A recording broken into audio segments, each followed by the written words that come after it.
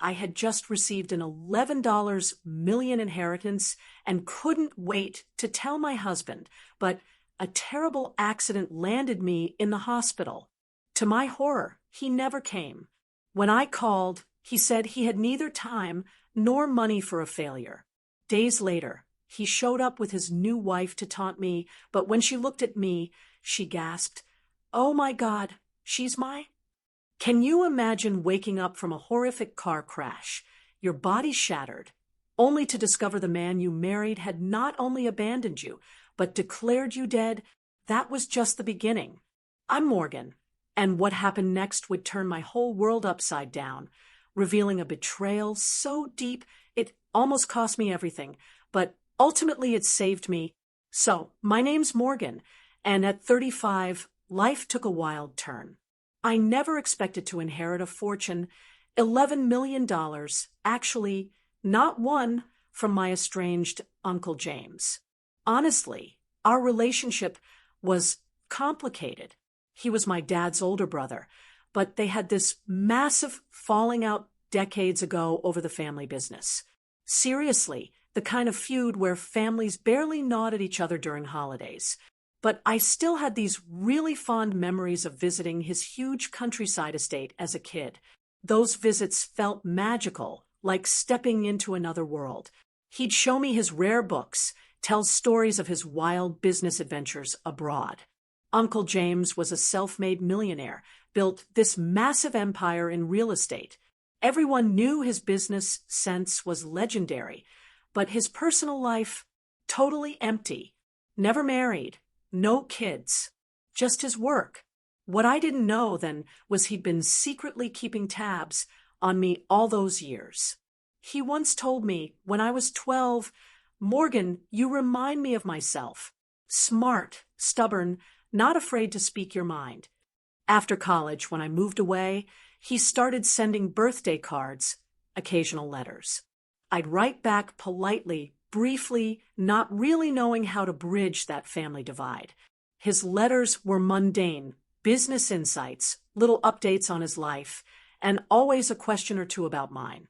I never realized he was carefully building this connection, this bond, with the niece he barely knew.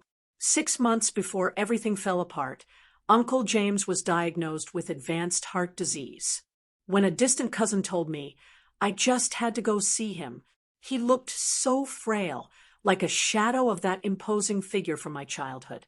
But his eyes, they lit up when I walked in. "Morgan," he whispered, "I always knew you'd come back." That first visit turned into weekly trips.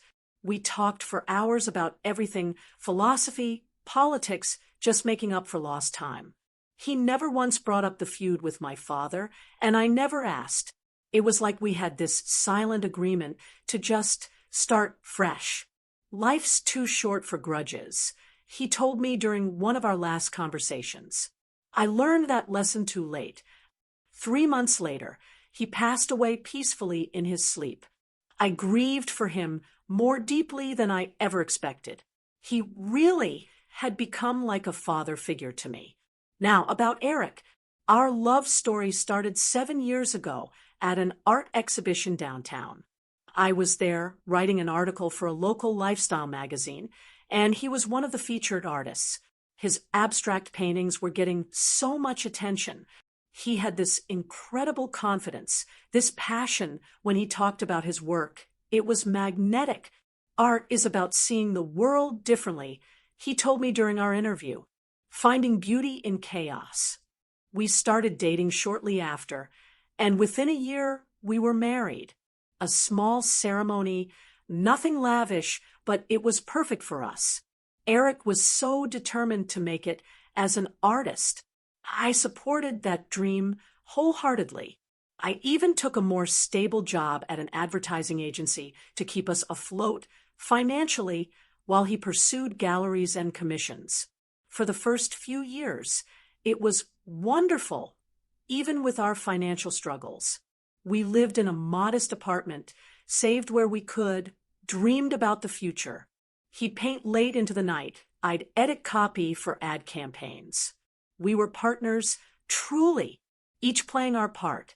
But the last 2 years, things shifted. Eric's artistic career stayed stagnant, and the rejections, they really changed him. He became moody, withdrawn. Sometimes he'd just disappear for hours without explanation. If I asked where he'd been, he'd snap that he needed space to think, or was networking. Our bank account started dwindling fast as he invested in expensive materials for projects that never seemed to materialize. "You just don't understand the artistic process," became his standard response to any question about money or his whereabouts. It was frustrating, but I loved him. I believed in him. Or, at least, I wanted to.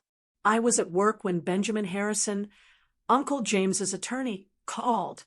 "Morgan Wallace, this is Benjamin Harrison. I'm handling the estate of James Wallace. Would you be available to come to my office today?"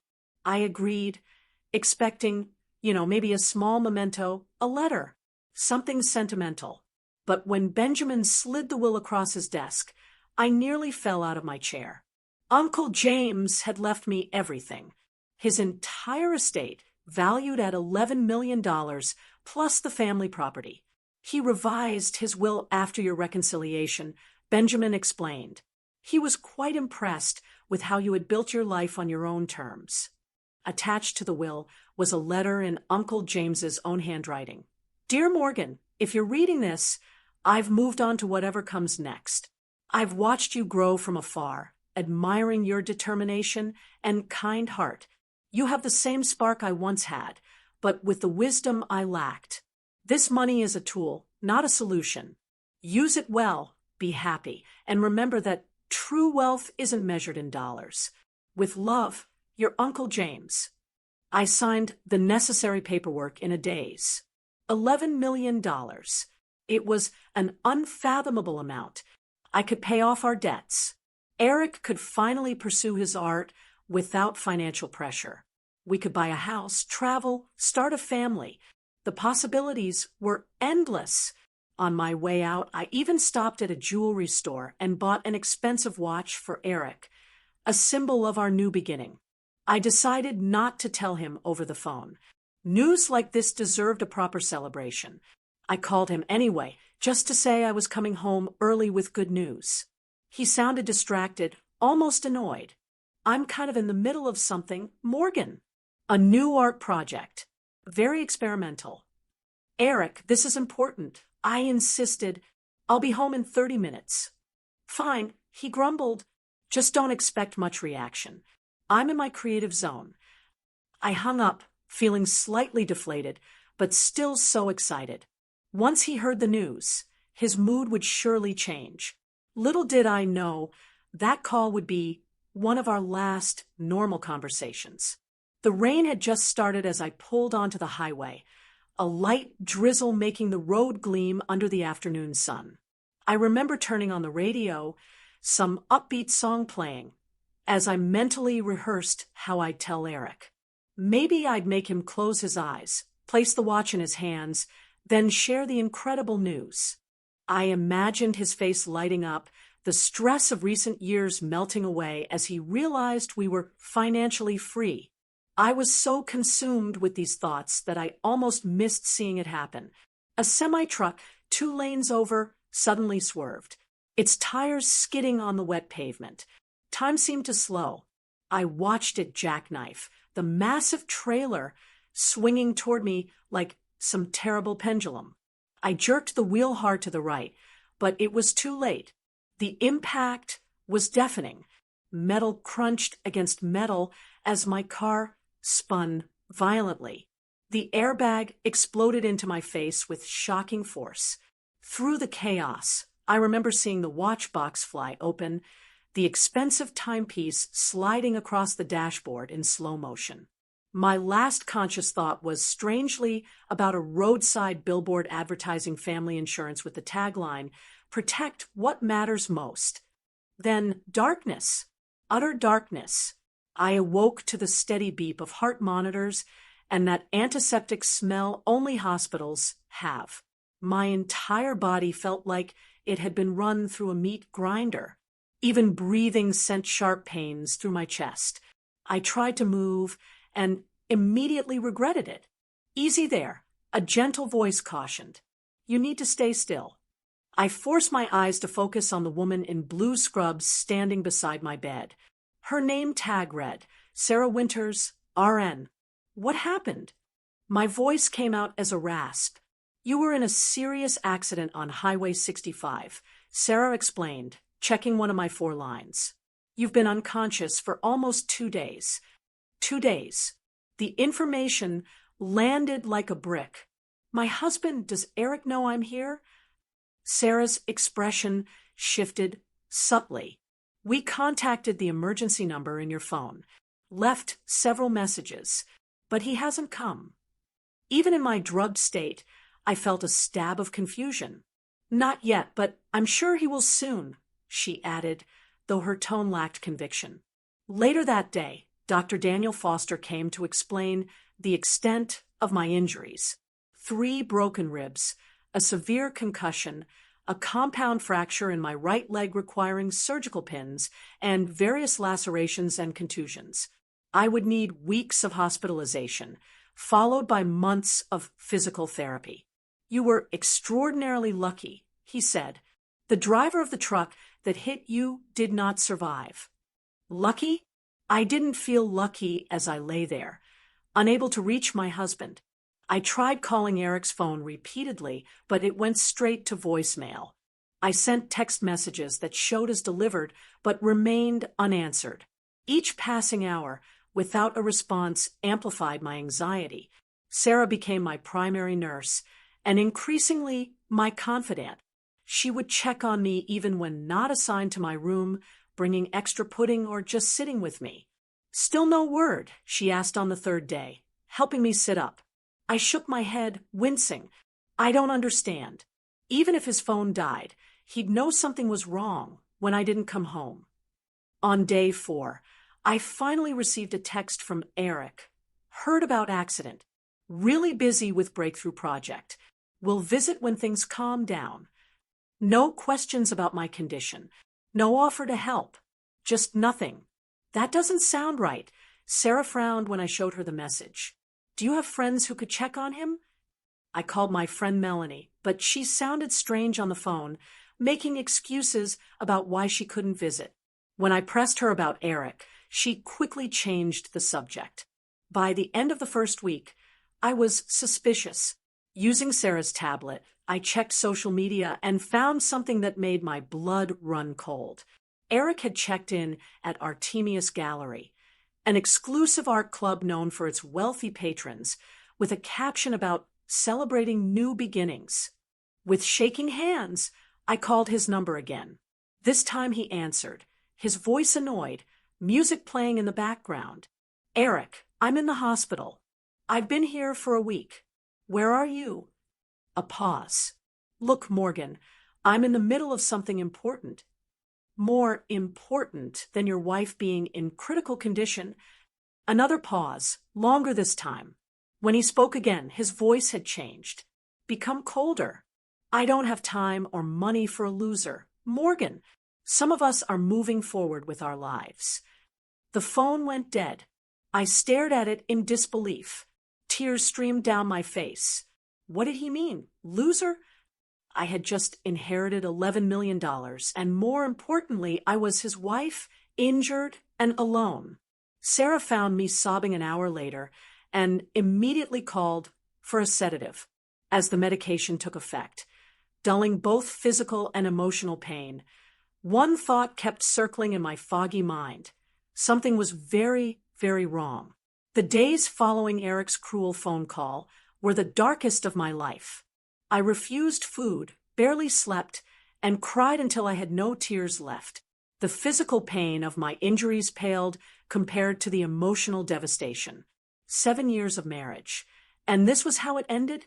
With a dismissal so cold, it felt like talking to a stranger. Sarah became concerned enough to call in Dr. Jessica Parker, the hospital psychologist, a petite woman with kind eyes and a no-nonsense attitude. Jessica didn't offer empty platitudes. "What you are experiencing is trauma on multiple levels," she explained. "Physical injury, emotional betrayal, and the shock of sudden abandonment. It is normal to feel like you are drowning. Did he know? I asked aloud, not really expecting an answer. About the money? I mean, what money? Jessica asked. I hadn't told anyone at the hospital about my inheritance. It seemed unimportant compared to everything else. But now I wondered if it was the key to understanding Eric's behavior. I inherited $11 million the day of my accident. I explained. I was on my way to tell Eric when the crash happened. Jessica's eyebrows shot up. That certainly adds another dimension to consider. 2 days later, Melanie finally visited. She entered my room cautiously, clutching a small bouquet of flowers, looking everywhere but at me. You look terrible, she blurted, then immediately grimaced. Sorry, that came out wrong. Why have you been avoiding me? I asked directly. The medications had dulled my capacity for social niceties. Melanie sat heavily in the visitor's chair, flowers forgotten. I didn't know what to say. Morgan, everything is so messed up. Tell me what's going on with Eric. She fidgeted with her wedding ring.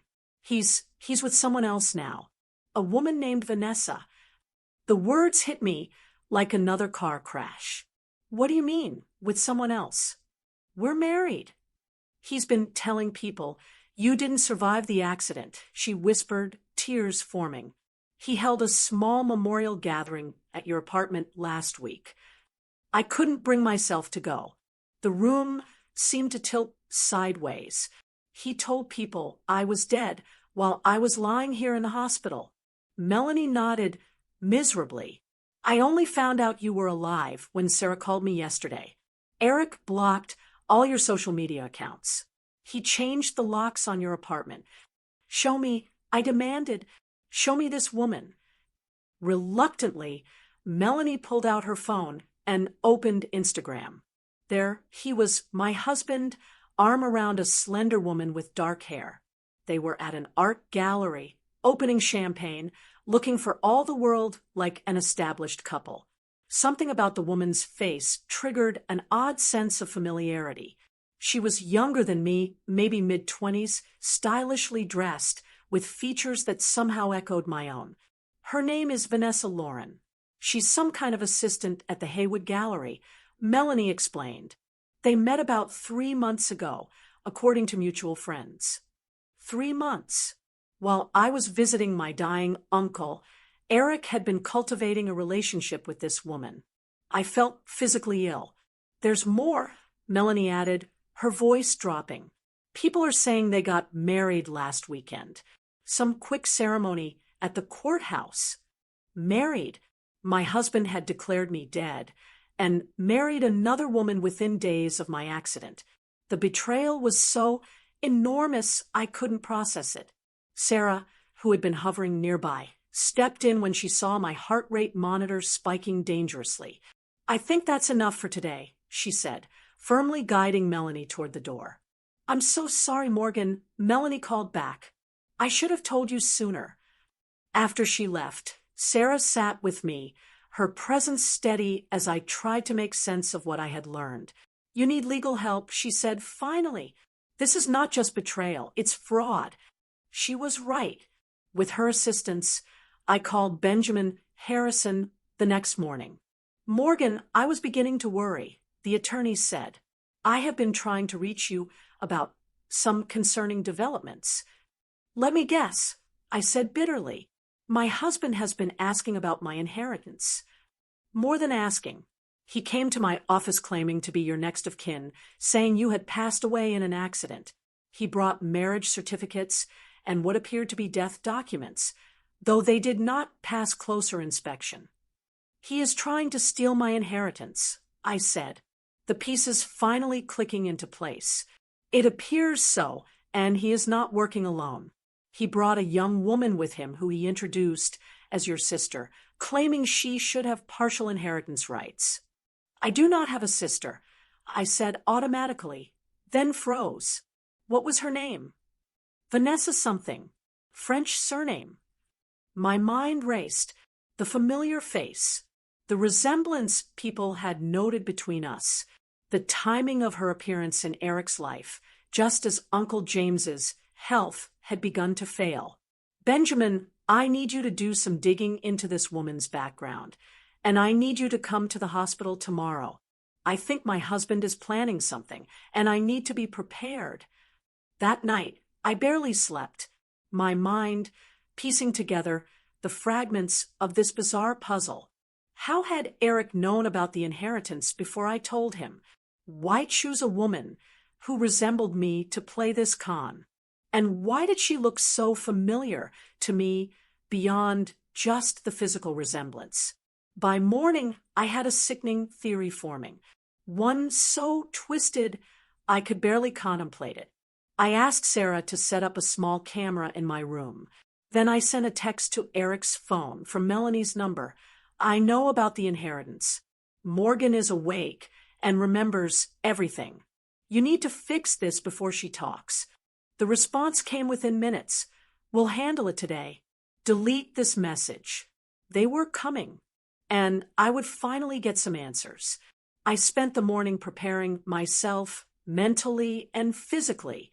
Sarah helped me sit up and adjust my appearance, looking slightly more vulnerable than I actually felt. Dr. Jessica coached me on maintaining emotional control. Remember, you hold the power here. She reminded me, no matter what he says or does, he cannot take that from you unless you allow it. Benjamin arrived at noon, briefcase in hand, and stationed himself by the window, not immediately visible. The small camera Sarah set up was discreetly recording, its tiny lens aimed at the foot of my bed. Are you certain you want to do this today? Benjamin asked, concerned. We could handle this through proper legal channels. I need to see his face. I replied. I need to understand why. At precisely 2 p.m., there was a knock. My heart rate spiked, the monitor betraying my anxiety. Sarah squeezed my hand before stepping back. Eric entered first, dressed in an expensive blazer I'd never seen. His hair styled differently, a new watch probably costing thousands. The transformation from struggling artist to affluent sophisticated was jarring. His expression as he saw me wasn't surprise or relief, but annoyance quickly masked by false concern. Morgan, he said, his voice theatrical. You are awake. We have been so worried. I asked, my voice steadier than I felt. He glanced back toward the doorway, gesturing impatiently. A slender figure stepped into the room, but remained partially hidden behind him. I glimpsed dark hair and a designer dress. You remember Vanessa, of course, he said smoothly. Your cousin's daughter. I said nothing, watching as he moved further into the room, his confidence growing. He had always been an actor. Today, he was the concerned husband. The doctors say your memory might be affected by the accident. He continued. So many things have happened while you have been unconscious. Like you telling everyone I was dead. I asked quietly. His step faltered momentarily. A terrible misunderstanding. When they first brought you in, they thought you might not make it. I was devastated. Some people misinterpreted my grief. And the new apartment, the art gallery celebrations, the marriage license, his eyes narrowed. You've been listening to gossip, darling. Not good for your recovery. What matters now is getting you well and sorting out the financial aspects of your situation. He pulled some papers from his pocket.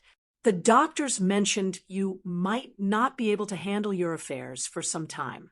I've brought some simple forms authorizing me to manage things while you recover. I almost had to admire the performance. If I'd been heavily medicated or confused, I might have believed his concerned act. But I saw the coldness behind his eyes. You mean the 11 million I inherited? I asked bluntly. His expression flickered, surprise quickly masked. You remember that? Yes, of course. Such a blessing, but also a responsibility. In your condition, the stress of managing such funds could impede your recovery. How thoughtful of you to worry about that. I said, He smiled, mistaking my calm for compliance. I have always had your best interests at heart, Morgan. Is that why you blocked my social media accounts? Changed our apartment locks? Told my friends I was dead? Eric's facade began to crack. You're confused. The medication. Show her the video, Benjamin said suddenly, standing up. Eric spun around, genuinely startled. Who the hell are you?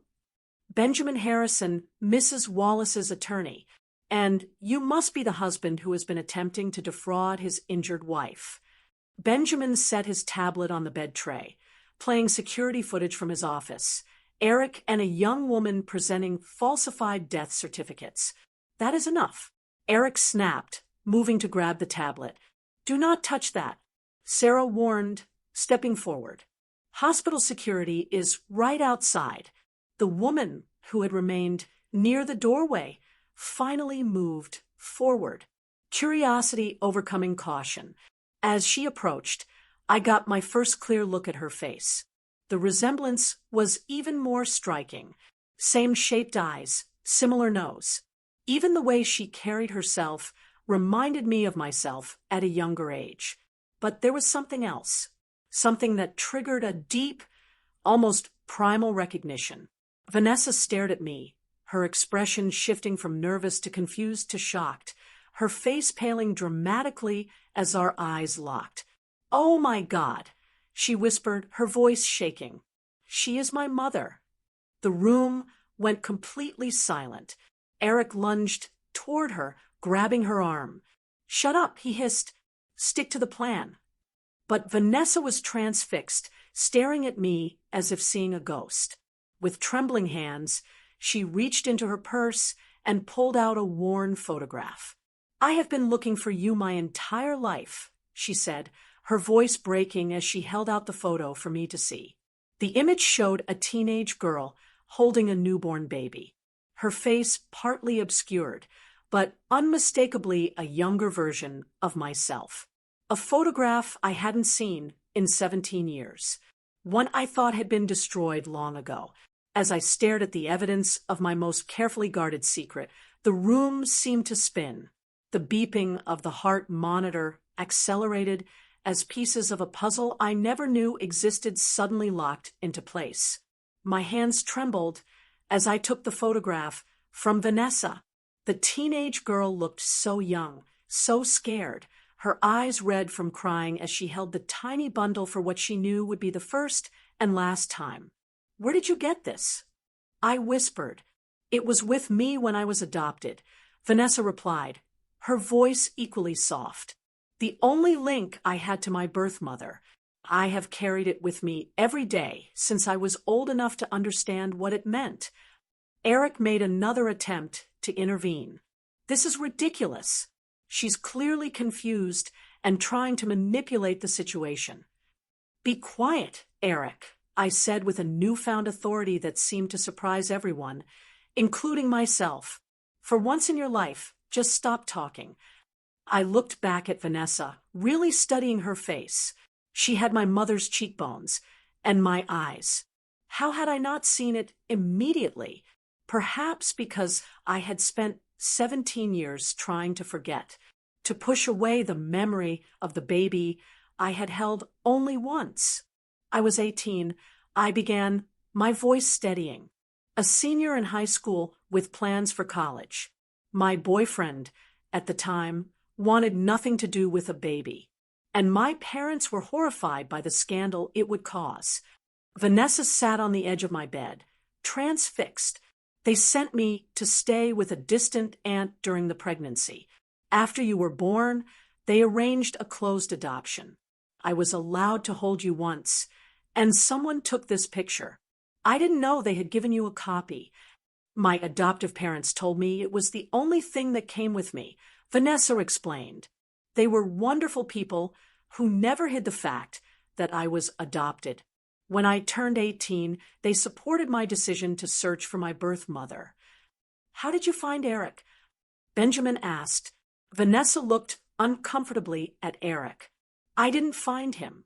He found me about 3 months ago. He approached me at the gallery where I work. He said he knew who my birth mother was. The pieces clicked into place with sickening clarity. The memory box, I said, looking at Eric. You found it when we moved last year. Eric said nothing, but his expression confirmed my suspicion. I had kept a small wooden box with a few mementos from that period of my life, the hospital bracelet, a tiny hat, and a copy of that photograph. I thought I had hidden it well, but apparently not well enough.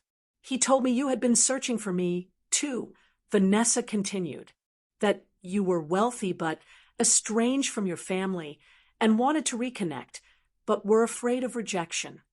And when did marriage enter the picture? I asked, unable to keep the bitterness from my voice.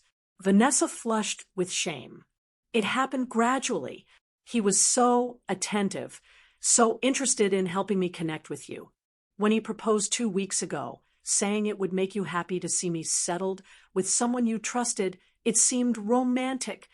Then I had my accident, and suddenly I was more valuable dead than alive. I concluded. Eric finally broke his silence. You have no proof of anything. This is all circumstantial and emotional manipulation. Benjamin cleared his throat. Actually, we have quite a bit of evidence, including your attempts to access Morgan's accounts, falsified death certificates, and now this recorded confession. Not to mention bigamy, as you are still legally married to Morgan. What I don't understand, Sarah interjected, is why go through all this elaborate scheme? Why not just stay married to Morgan and enjoy the inheritance together? I looked at Eric, really looked at him, seeing him clearly, perhaps for the first time. Because he never loved me. I was convenient, a steady income while he pursued his artistic dreams. But $11 million, that required a bigger plan. The will has a special provision, Benjamin explained. If Morgan had died without children, a significant portion would have gone to charity. But with a direct descendant, the entire inheritance would stay in the family. And as Vanessa's husband, Eric would have influence over those funds. I finished. Vanessa stood up, suddenly moving away from Eric. You used me. All those things you said about caring for me, about building a future together. Don't be naive. Eric snapped. It was a mutually beneficial arrangement. You wanted to find your birth mother. I helped. The money was just a bonus. By declaring me dead and marrying my daughter, I asked incredulously. Half the inheritance would have gone to her anyway once the relationship was discovered. Eric argued, his true nature now fully exposed. I was just expediting the process. By committing fraud, Benjamin pointed out, and potentially murder if Morgan had died from her injuries without regaining consciousness. Eric's face hardened. You cannot prove that. We do not need to, I said quietly. You have done enough damage already. I turned to Vanessa, whose world had clearly been shattered. I am so sorry you were dragged into this. She wiped tears from her eyes. All my life I imagined finding my birth mother. Never like this. Eric made a sudden move toward the door. This is absurd. I am leaving. I would not advise that, Benjamin said calmly. Hospital security is waiting outside, and I have already filed preliminary charges. Leaving now would only add fleeing to the list. As if on cue, 2 security officers appeared in the doorway. Eric looked wildly around the room like a cornered animal. Morgan, he tried one last time, his voice taking on the gentle tone I had once loved. We can work this out. Think about everything we have been through together. That is exactly what I am thinking about, I replied. Officers, this is the man I mentioned. As they escorted Eric from the room, Vanessa and I were left in a strange, weighted silence. 17 years of separation, hanging between us like an invisible wall. I never stopped thinking about you. I finally said, not a single day. The days following Eric's arrest were a blur of legal meetings, police statements, and emotional conversations. Benjamin worked tirelessly to untangle the web of fraud Eric had created, discovering he had attempted to access my bank accounts multiple times using forged documents. He was quite thorough, Benjamin explained. He had created a paper trail suggesting you had discussed the inheritance with him, even forging emails. How much trouble is he in? I asked. Fraud, forgery, attempted grand theft, bigamy, and potentially conspiracy charges. If we can prove he deliberately left you without medical assistance after the accident, he's looking at significant prison time. The betrayal still felt surreal, like I was watching someone else's life unravel. 7 years of marriage, and I had never truly known the man I shared my bed with. What about the marriage to Vanessa? I asked, already filing for annulment. Since your marriage to Eric was never legally dissolved, his marriage to Vanessa is invalid. Plus, the evidence of manipulation and fraudulent intent makes it a straightforward case. Vanessa had been visiting daily since the confrontation. Our initial meetings were awkward, filled with long silences and hesitant questions. How do you begin a relationship with the daughter you gave up 17 years ago, especially under such bizarre circumstances? Tell me about your parents, I asked during one of her visits. Your adoptive parents, Vanessa's face softened. They are wonderful. Dad is a high school science teacher. Mom works as a librarian. They always made sure I knew I was loved and wanted. I'm glad, I said sincerely. That was all I ever hoped for you. They want to meet you when you're ready, she added cautiously. They never spoke badly of you. They always told me you were very young and wanted me to have opportunities you could not provide. Tears filled my eyes. They sound like extraordinary people. Why did you never try to find me? She asked, the question that had clearly been weighing on her. I took a deep breath. Partly shame. Partly because I thought a clean break would be better for you. And partly because I was afraid. Afraid of what? That you would hate me for giving you up, that you would ask questions I didn't have good answers for, that seeing you happy with another family would break my heart all over again. Vanessa reached out tentatively and took my hand. I could never hate you. I have questions, yes, but I understand you were just a teenager faced with an impossible situation. Her forgiveness, so freely given, broke something open inside me.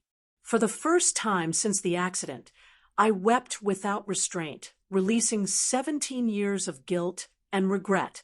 Sarah, who had been checking my vitals, quietly left the room to give us privacy. While my emotional wounds began the slow process of healing, my physical recovery continued as well. The surgeons had done excellent work on my leg, but the road to full mobility would be long.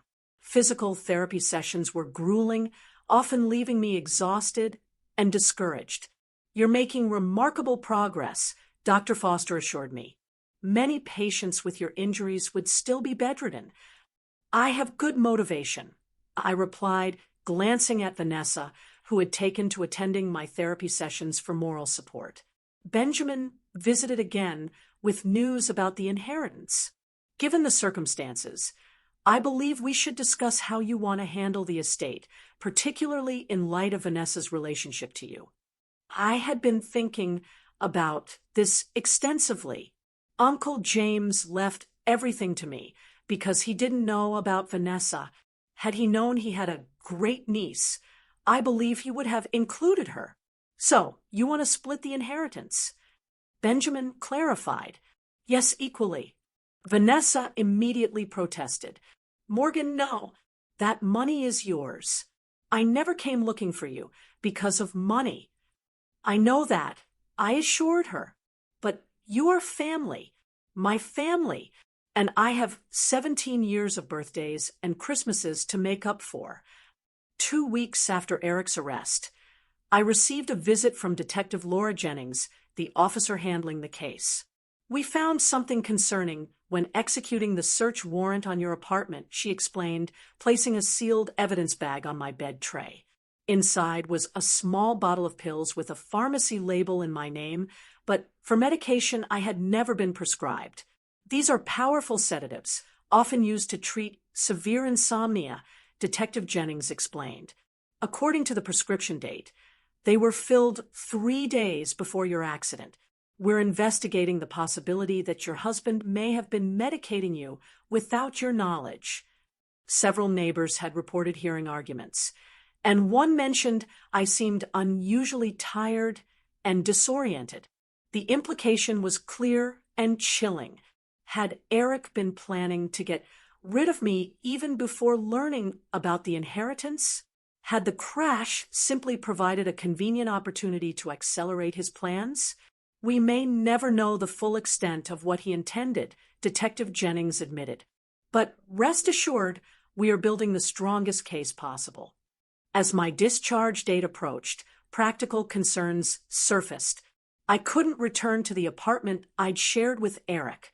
You could stay with me, Vanessa offered. My place is small, but it has an elevator and no stairs. I couldn't impose. I protested. It's not an imposition. I want to help, she insisted, then added with a small smile. Besides, we have a lot of catching up to do. Sarah, who had become a dear friend, had another suggestion. What about your uncle's property? Benjamin mentioned it's sitting empty. The idea took root. The countryside estate, where I had spent those magical childhood days, was now mine. It would need updating and modifications for my recovery, but it offered a fresh start away from the painful memories with Eric. It's over an hour from the city. Vanessa, I mused. That would be a long commute for you to the gallery. She looked down. Actually, I quit the gallery job last week. Too many memories of how Eric manipulated me there. What will you do now? She hesitated. I'd been thinking about going back to school. I always wanted to study psychology, maybe focus on helping adoptees and birth parents navigate reunions. The serendipity of the moment was not lost on me. The estate has plenty of room. You could stay there while you figure things out. If you want to, of course. The look of hope on her face was answer enough. Somehow, from the wreckage of betrayal and pain, a new kind of family was emerging. One built on truth and choice, rather than deception. 6 weeks after the crash, I was finally discharged. Leaving the hospital, the place that had been my home during this transformation, felt strangely emotional. I hugged Sarah tightly, promising to keep in touch. You are one of the strongest people I have ever met, she told me. Remember that on the hard days. The drive to Uncle James's estate, now my estate, was quiet. Vanessa concentrated on navigating the winding country roads while I watched the city give way to rolling hills. A light snow had fallen, dusting the landscape in pristine white, a fitting backdrop for our fresh start. The house itself was grander than I remembered, a sprawling Victorian with a wraparound porch. Benjamin had arranged modifications. Ramps, a temporary bedroom downstairs, grab bars. What do you think? I asked Vanessa. It's beautiful, she replied, her eyes wide, like something from a storybook. Those first few weeks of cohabitation were an adjustment. We were mother and daughter biologically, but strangers in nearly every other way.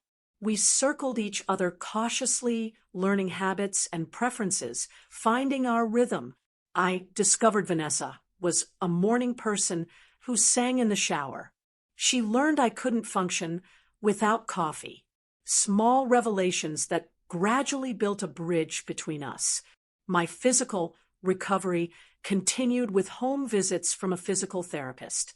The pain was constant, but evolving, sharp stabs giving way to dull aches. I graduated from a wheelchair to a walker, then to crutches. Each transition a small victory celebrated with cupcakes Vanessa brought home. The emotional healing was more complicated. Dr. Jessica continued our therapy sessions via video calls, helping me process Eric's betrayal and the sudden reappearance of my daughter. Relationships built under extreme circumstances can be intense, but fragile, she cautioned. Give yourselves time. Taking her advice, Vanessa and I established rituals. Sunday movie nights, Thursday cooking experiments, daily walks as my mobility improved.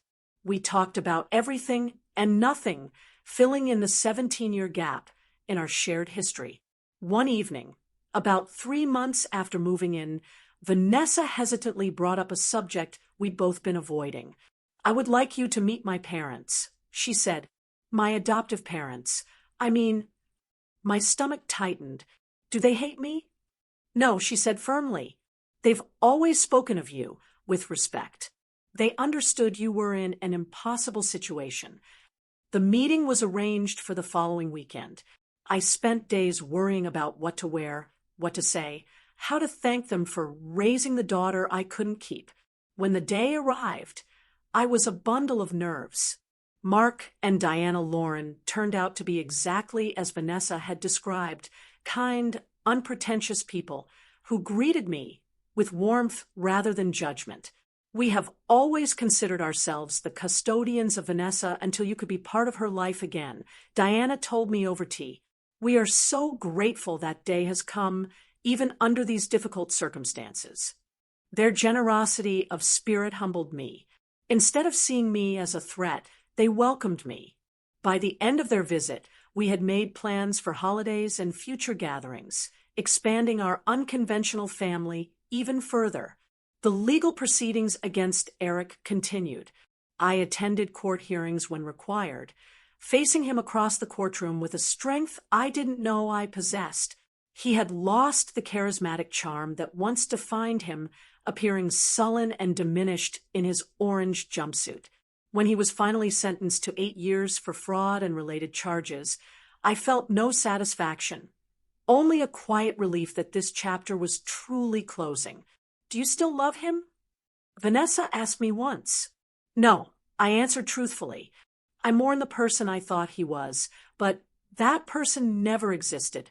He was a character Eric created, like one of his paintings. As the seasons changed, so did the estate. We planted a garden in spring, transforming the neglected grounds into something vibrant and alive. I found unexpected joy in nurturing growing things, perhaps because it paralleled my own rebirth. Following Benjamin's financial advice, we established a charitable foundation in Uncle James's name, focusing on supporting young, single mothers and promoting ethical adoption practices. The irony of using my inheritance this way was not lost on me, but it felt right. A way of creating meaning from my own painful experience. Vanessa enrolled in university that fall, commuting to classes while continuing to live at the estate. Her passion for psychology was evident. You would have been a terrible artist's wife, she told me one evening as we sat on the porch. Too practical, too grounded. And yet, I tried to be one for 7 years. I replied with a rueful smile. Because you thought love meant supporting someone else's dreams at the expense of your own. Her insight struck me deeply. When did you get so wise? I had good parents, she said simply, all 3 of them.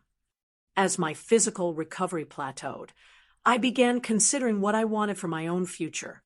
The advertising career I had pursued mainly to support Eric's artistic ambitions no longer appealed to me. With financial security now assured, I had the freedom to reinvent myself. I started writing, initially just as therapy, but eventually with more serious intent. My story, fictionalized but emotionally true, began to take shape as a novel.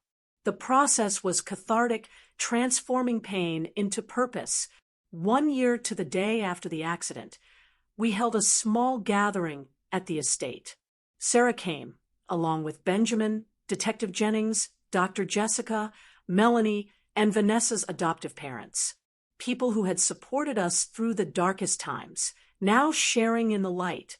As I looked around at these faces, at the unlikely family we had created from the wreckage of betrayal, I was struck by the strange alchemy of life its ability to transmute lead into gold if given enough time and pressure.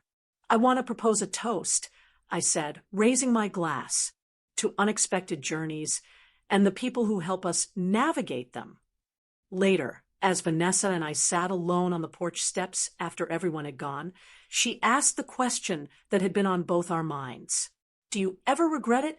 Not the adoption, but everything that happened after the accident, discovering Eric's betrayal, all the pain. I considered carefully. Regret implies I would choose a different path if given the chance, and I would not. Not if it meant not finding you again. Money can reveal people's true characters, stripping away pretense and exposing what lies beneath. Eric's betrayal taught me that painful lesson, but it also brought me back to you, my daughter. It gave me a second chance at a relationship I thought was lost forever. Sometimes the worst moments of our lives create openings for the best to enter. The crash that broke my body led to healing my heart. The husband who betrayed me inadvertently reunited me with the daughter I had grieved for 17 years. The inheritance that made me a target also gave me the freedom to rebuild my life on my terms. As the stars appeared above us, I realized that true wealth had nothing to do with the millions in my bank account and everything to do with the authentic connections I had formed in the aftermath of disaster. I had lost a husband but gained a daughter, lost illusions but gained clarity, lost my old life but gained one infinitely more real and satisfying. What are you thinking about? Vanessa asked, noticing my silence. That sometimes you have to survive a crash to find your way home. Have you ever experienced a betrayal that ultimately led to something positive in your life? Or found family in the most unexpected places? I would love to hear your stories in the comments below. And if this journey resonated with you, please hit that like button and subscribe to hear more stories of resilience and unexpected second chances. Share this with someone who might need a reminder that even our darkest moments can lead to dawn. Thank you for listening to my story. And remember that sometimes our greatest strength emerges from our most vulnerable moments.